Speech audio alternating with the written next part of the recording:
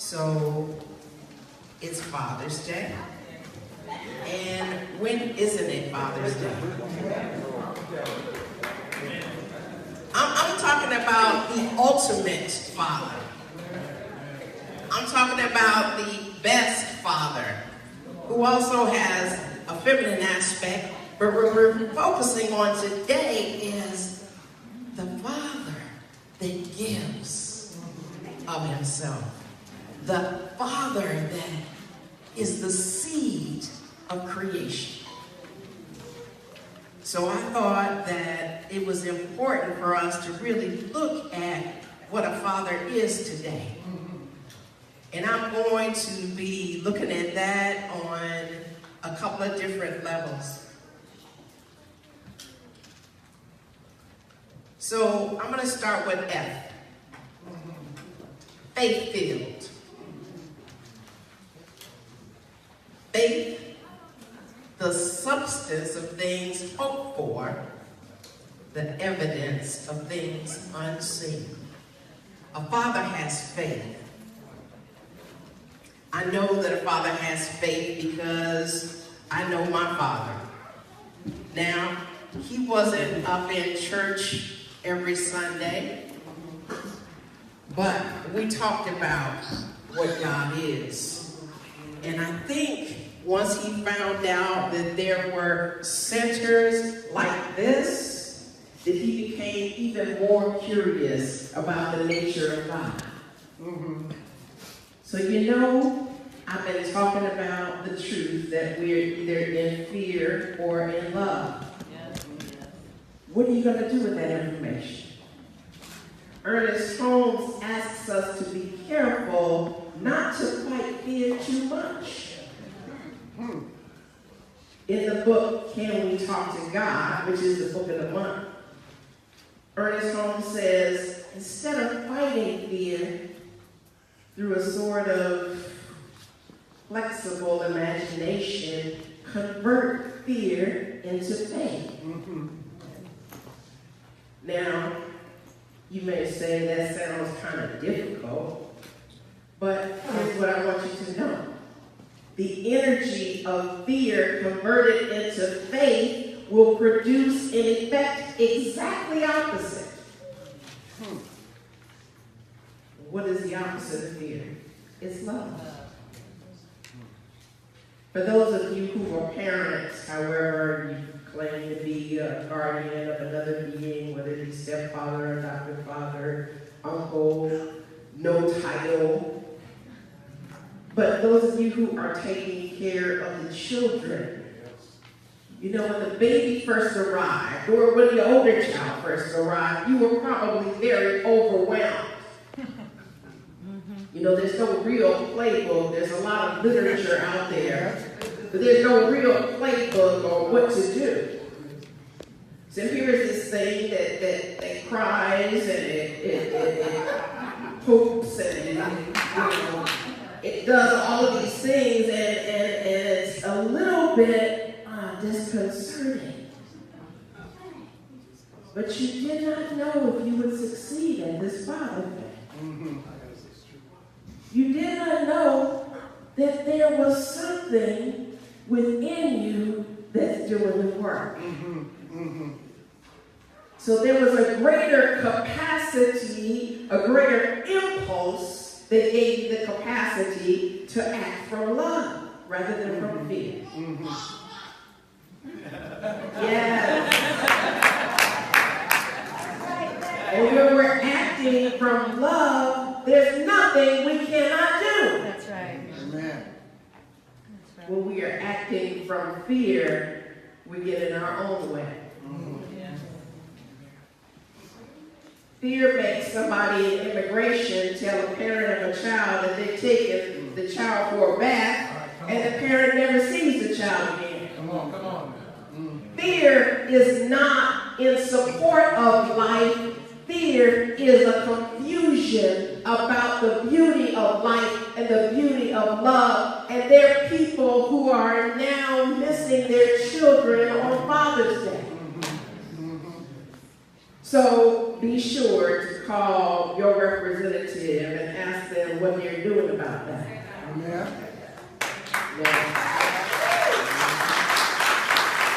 Just saying. Fear acts from a place that's out of control. Love acts from ultimate power, real power. A in Father stands for adoring. You can see that when Robert got up here with his little birdie. Yes. So adoring, from the moment you saw your bundle of joy, you were smitten. Amen. Okay? She had you by the nose, guys. I know this. I'm a daddy's girl. You didn't even realize that you had the capacity to love that deeply, that infinitely. There is no love like a father's love in love with their child, with his child. You couldn't possibly measure where the end of your love for this child could be. Now, multiply that to the nth degree, and then you might have an idea of imagining how much God loves you. Infinitely so. T is for tenacious. A father is tireless and tenacious. My father worked 2 jobs up until the time when he retired. He was forced to retire from the police department because of their age limit, but he still continued to work, like heading up security for all of the city colleges of Chicago. He retired as commander, so he had a high level of responsibility, and there was always Daddy going to work. And, you know, God is tenacious in its guidance and its protection. Your father didn't give up on guiding you. If you didn't learn how to do it the first time, whether it was riding a bike or understanding your homework, he stuck with you until you had a greater understanding, just like God. God doesn't give up on guiding us. It stays with us until we get it. It even reminds us when we forget how to do it. Yes. Or continues to guide us into a higher level of understanding. God continues to put rainbows in the clouds and rams in the bush. And God is always amazing in revealing the rams and the rainbows in the most mundane circumstances. God reminds us that we are never not being guided and guarded. I remember one time I was in Chicago and I needed to go downtown, and I thought there was going to be a clerk at the train station because the clerks were always there during rush hour. Well, there was no clerk there, and the train was coming in a matter of minutes. So I went into the CVS across from the train track, and there was this line of people. And I was like, would it be okay, everybody, if I were to get to the front of the line because I really need to get changed for the train? And they were like, yeah, no problem. And there was this woman in the wheelchair that said, there's always a ram in the bush. I'm like, oh my goodness, in CVS? God is speaking to you everywhere you go. You may not know this because you may not be tuned in, but once you tune in, you will find out that that is absolutely the truth of what's going on. Yes. You know, a father heeds. That's the ancient father. A father heeds. Because a father pays attention to what is going on with you. I'm not talking about a daddy who simply made a donation.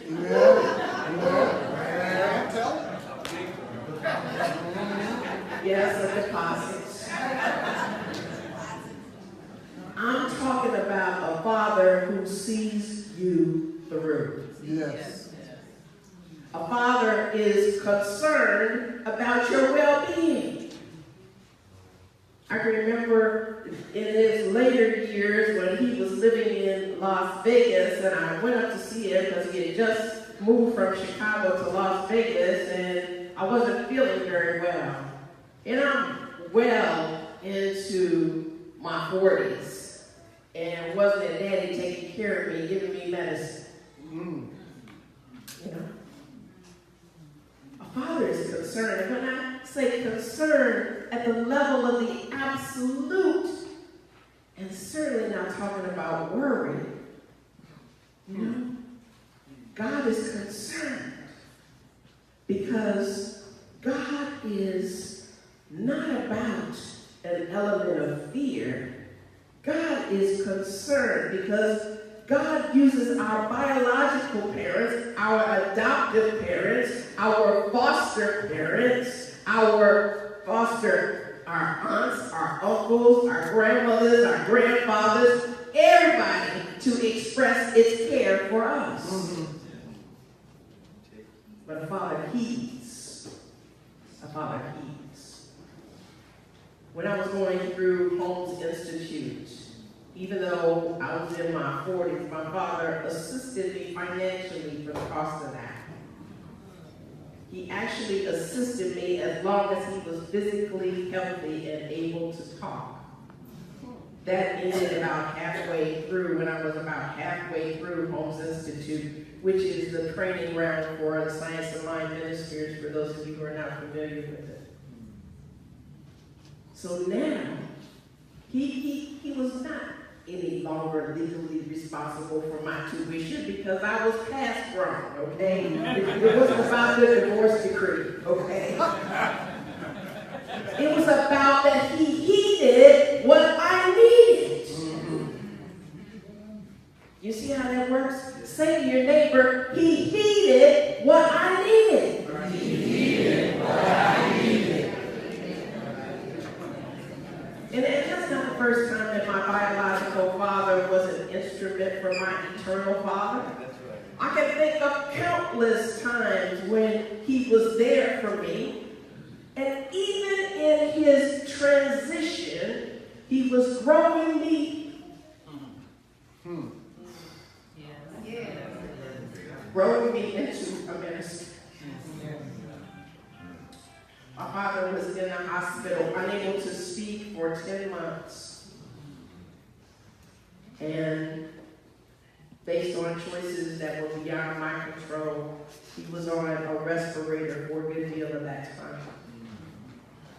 And to the degree that God was growing me through that experience, when Reverend Nirvana Gale gave us the charge as ministers,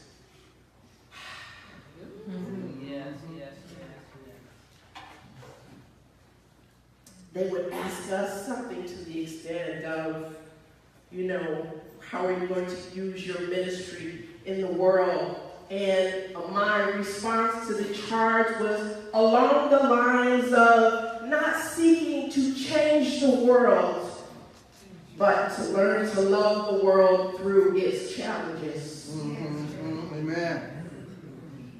You see, because love is the only thing that changes things. Love is the only support that we have to rely on when children are getting shipped away, when people across the planet are threatening to bomb us, when people don't care about female well-being, when people are taking things into their own hands that are in direct contrast to the Constitution, when people are doing things to expand separation rather than to expand togetherness and oneness, love is the only thing that we can do in order to get through these challenges. Yes, yes, yes. Oh, y'all don't hear me. Man. I'm not talking about just placating and talking about love. Yes, yes. I'm talking about having the capacity to see beyond personality. And if you still don't know what I'm talking about, then you need to enroll in my self-mastery class that starts this Tuesday.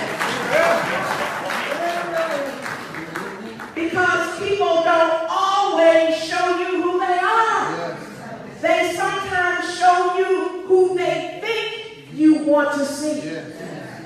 And that has nothing to do with the internal conversation that you are having with yourself, because sometimes those are in total conflict with one another. Yes. And I tell the practitioners, I see who you are when you are in your spiritual practice. Yes. That's how I can ignore it when you act crazy.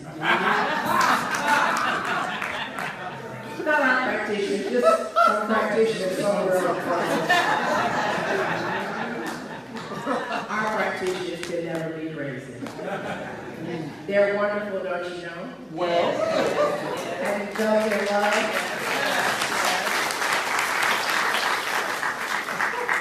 In Can We Talk to God, Ernest Holmes says, there is but one ultimate impulsion. This impulsion is love. What is an impulsion? An impulsion is a strong urge, not a minor urge, not a medium urge. An impulsion is what drives you. An urge is a persistent persuasion. Not even like when your kid is in the store with you, like, Mommy, please, can I have this candy bar? Can I please, Daddy, can I have this? Can I have this? And Daddy might give me, and I don't know. It's a persistent persuasion. Love is persistently persuading us. Yes. Ultimate impulsion. Ultimate means basic, fundamental, best, and final. So, love is persistently persuading us. Love is that basic urge that is driving us. Love is that fundamental urge that is moving us. Love is that best part about us. Love is that final part about us. Oh, y'all don't hear me now. When I talk about the final part about us, I'm telling you that when you are the mother of Bliss's husband and you decide that you're ready to leave now because your love for them is so great that you know that in leaving here that they're going to be all right. Because sometimes people do stick around for us. Y'all have to know that. Yes. Amen. You might ask Richard Williams, as he has released his mother. They both left within 24 hours of each other. You got to know that in the final moment of love, there is such a great opportunity for them to reveal their beauty to us in the most silent of ways, in the most miraculous kind of ways. Yes, yes, yes. And so knowing that this being may be leaving the planet, or knowing that you have released your father from the planet as I have, there's something about that that is still lingering, and that is their spirit. Yes. Because yes, I did ask my father how he would like for me to reveal himself to the congregation this morning. Amen. Yes. You have to talk to your ancestors because their love does not end. Yes. Amen. You must know that it is God revealing itself, giving us a point of focus when we are thinking about a parent, when we are thinking about that person who was there for us, that is a representative of the presence of God. Yes, amen. A father evolves. Evolves. Love overcomes both hate and fear. However, love does not overcome hate and fear through controversy. Not through arguments. Yes, yes, yes. Or force. But by a subtle power of transformation, transmutation, and sublimation. Oh, she's using them 4 consonant words. Hard to read sometimes. Oh, yeah. I'm going to break down transformation first. Transformation is a thorough or dramatic change in form or appearance. Now, the interesting thing to understand about this is that which is eternal is changeless. So the good part about you doesn't go anywhere. The stuff that you don't need, that you just kind of picked up along the way, that gets to go. Yes. So what is made in form changes, but the source of it does not. You are going to change, but God remains constant. Yes, yes. You are going to change because that's the agreement that you made when you came to this plane. You didn't come here to be as you were. You came here to be a part of this evolution that your soul called for in order for you to become more at peace on your journey as you continue into other dimensions. Yes. So you can think scientifically as God being the mean. That's not saying God is mean. That's that version 1.0 God that you were listening to in the Old Testament. There's other people that talking to you about the nature of God. They're kind of clueless about.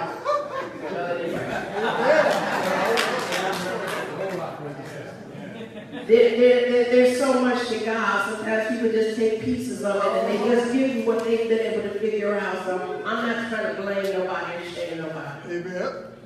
But that's simply using the term mean as being standard.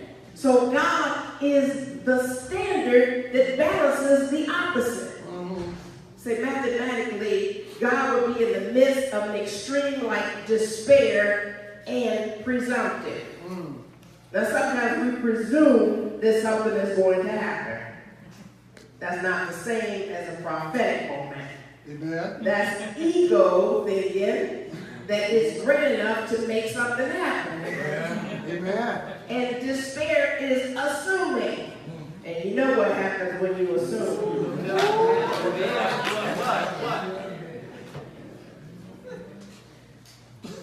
Despair is assuming that something bad will happen. Or despair is assuming that nothing will happen. Either one is wrong. The thing is, between despair and presumption is God. So God is in the midst of you. And God is in the midst of every situation and condition in your life. God is the forum, the place where you can know that there is a center that stabilizes your life. On one side, you may be down. On the other side, you may be up. Your capacity to go up and down is simply giving you a range of possibilities. God gives you a range of possibilities. It's called choice. Yes, yes. Once you have discovered the range, then you would generally have a preference. Once you find out that down is not your preference, you might start detoxing. Once you find out that down is not desirable, you might start going to AA meetings. Amen. I'll touch on some more feet in just a second. Once you find out that down is not going to get you where you would like to be, you might start choosing someone who is more deserving of your time. Yes. Amen. Oh, no. Amen.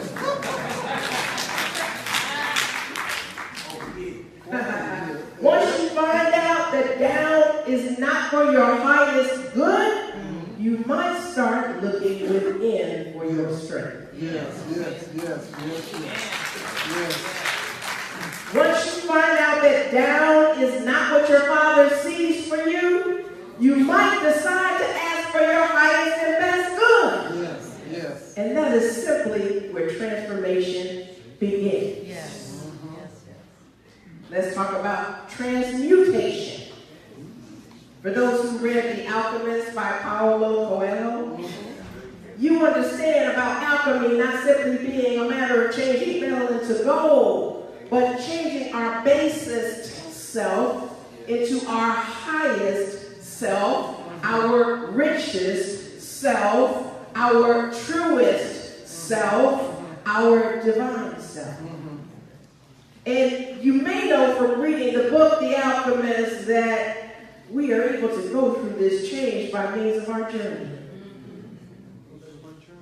Your journey has so many opportunities along the way for you to take something that will move you further along, something that will move you higher in terms of the plane of existence that you're living on, not only mentally, not only spiritually, but in every dimension of your being, and all of your subtle bodies get reactivated, reconfigured, reconformed, and actualized in a way that totally makes you different than you were before that.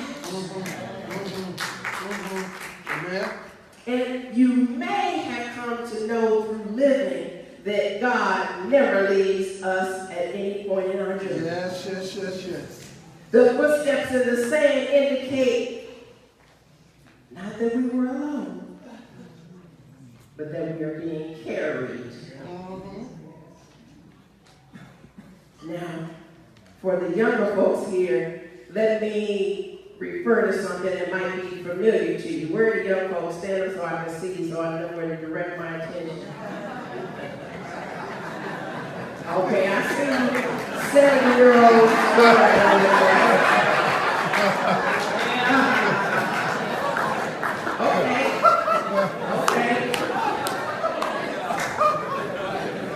Sorry, let me just talk to you.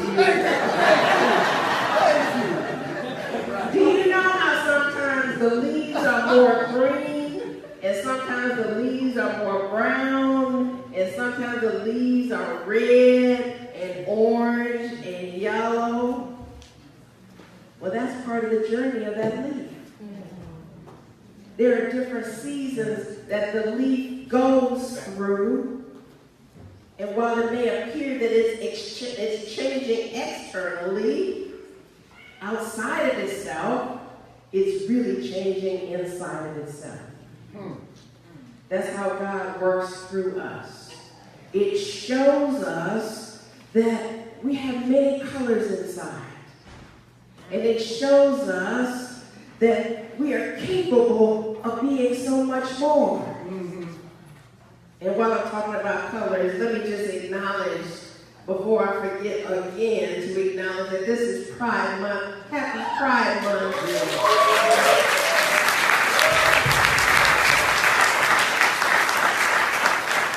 So the many colors are an expression of all the many ways that God is expressing Himself through each one of us. So God is not half-stepping. God is going to do it completely. The third aspect of your evolution is sublimation. Sublimation now is like transmutation, but the process is like a quickening.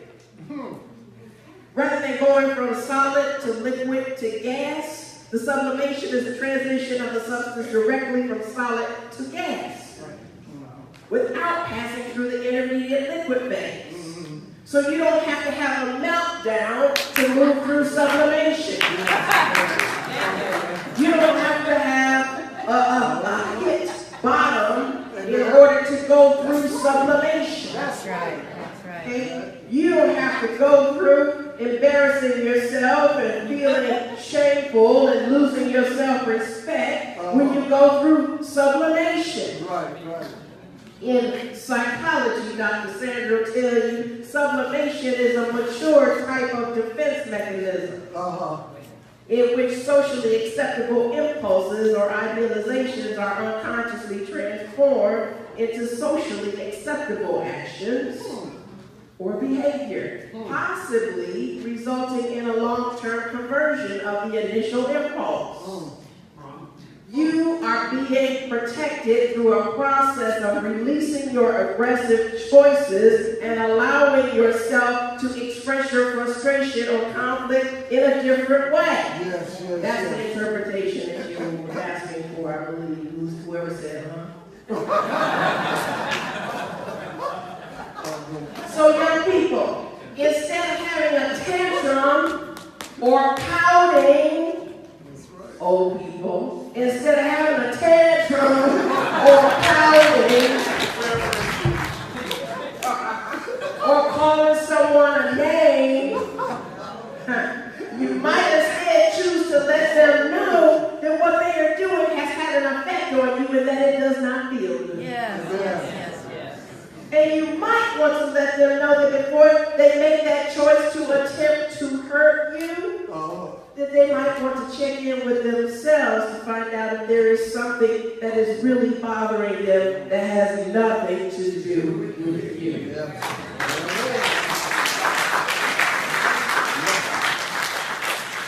Oh, I'm not talking to nobody here, I'm just talking to myself. Sometimes we don't always know what's going on at home. They may be having a hard time and simply taking it out on you. Yes. And the way to stop them from doing that is not to try to retaliate what they did to you back. The higher choice is for you to get in touch with that part of them that is wounded in a loving way. That says you are willing to accept the healing of their wound until they can do it for themselves. Yes. Amen. Amen. Amen. In other words, you are saying to them, I am going to know who you truly are instead of how you're showing up right now. Amen. That is a kind thing to do. That is a way to serve them. It's not diminishing you. It's not taking anything away from you. Amen. It's building you up. Yes. It's part of your transmutation. Yes. It's part of your sublimation. It's part of your transformation. It's part of your evolution. Yes. So, I'm not talking about just a growth that's physical growth. I'm talking about spiritual growth here. You are being protected through a process of releasing your aggressive choices and allowing yourself to express your frustration or conflict in a different way. The book, Can We Talk to God, says, it is invisible in its essence, talking about love, but apparent through its acts.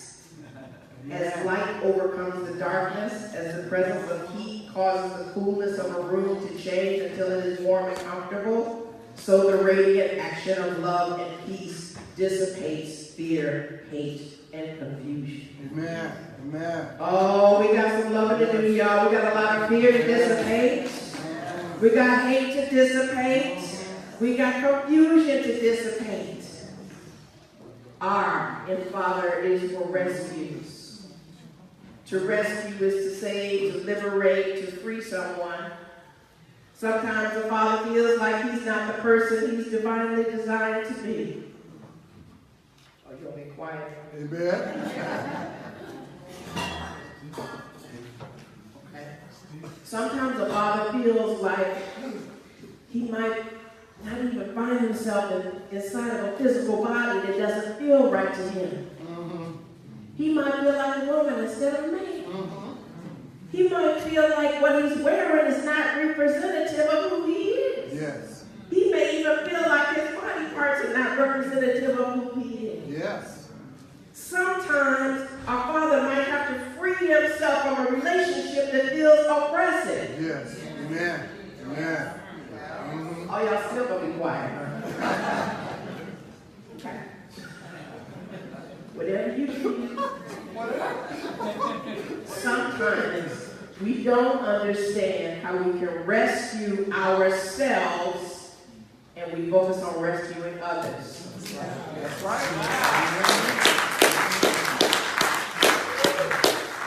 Sometimes we have to rescue ourselves from our own self-imposed racism. Yes. Amen. Amen. Oh, I know what I'm talking about. I know what I'm talking about. Because when I was in practitioner training and they had the class on sexuality, okay, and then I have been asked for my spiritual breakthrough. I wanted to have my spiritual breakthrough. Somebody I didn't particularly care for and had this spiritual breakthrough. And I'm like, well, I don't mind. I wasn't really looking for it. But when I went through this class session, I found myself all of a sudden wailing, like beyond control. And I don't know if any of you know Reverend Sage Bennett. You probably know who I'm talking about, Reverend. She's in the class teaching, she's like, does anybody need prayer? And I'm thinking, lady, do you not hear me? Wait!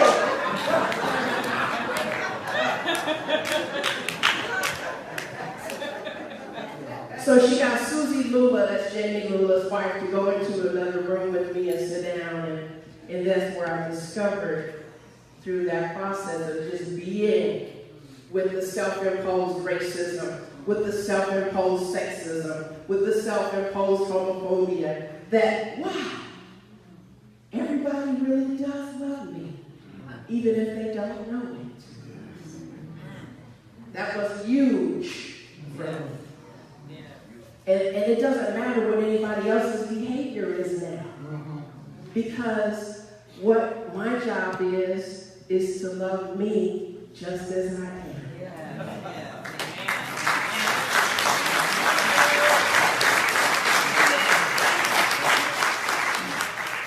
And I want you to know, sometimes we have to rescue ourselves from our own self-imposed sexism, because we might end up electing somebody as president that is not for our highest and best good.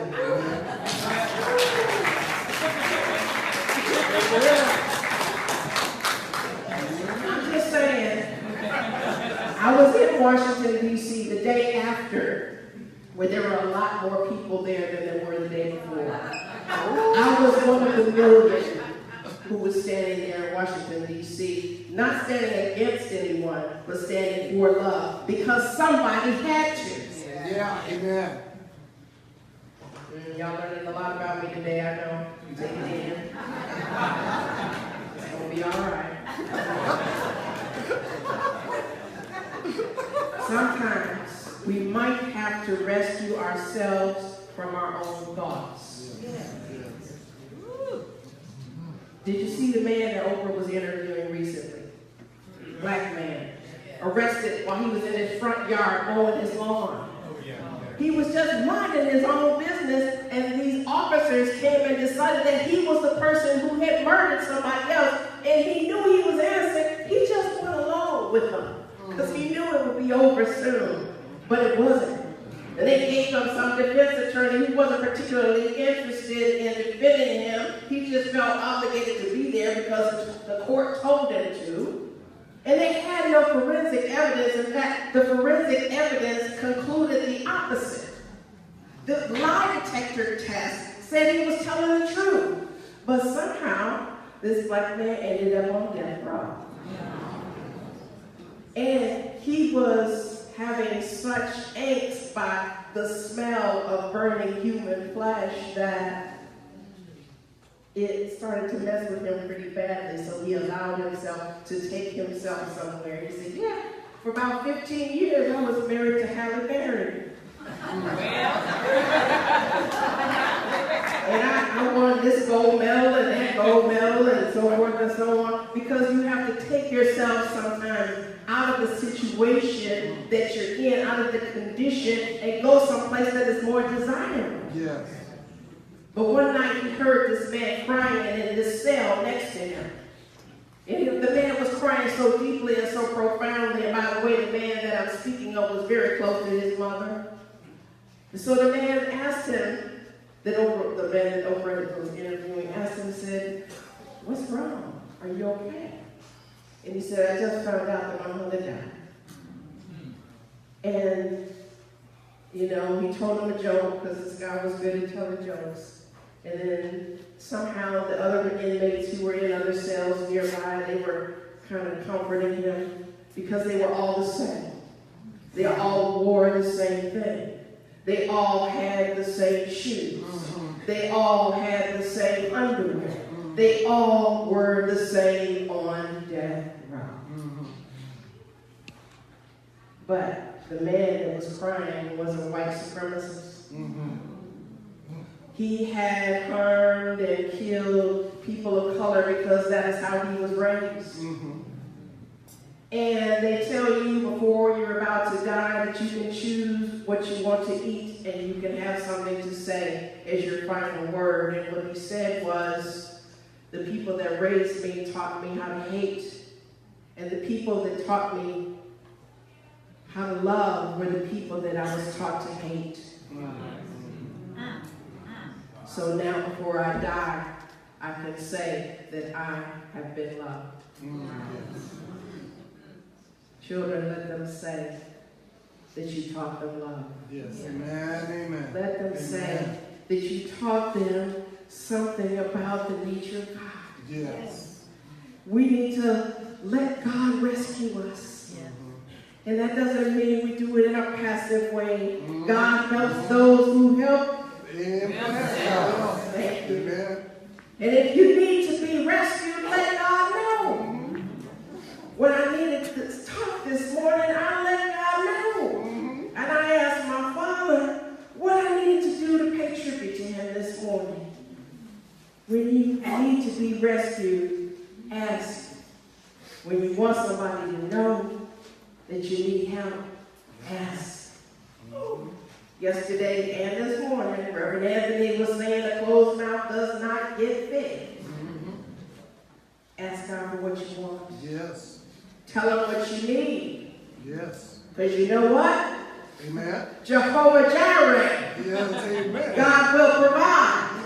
That's it. A father loves you, even if you don't think yours did. The Father loves you. Daddy loves you. Amen. Let him love you in the most gentle way. Yes. Amen. Amen.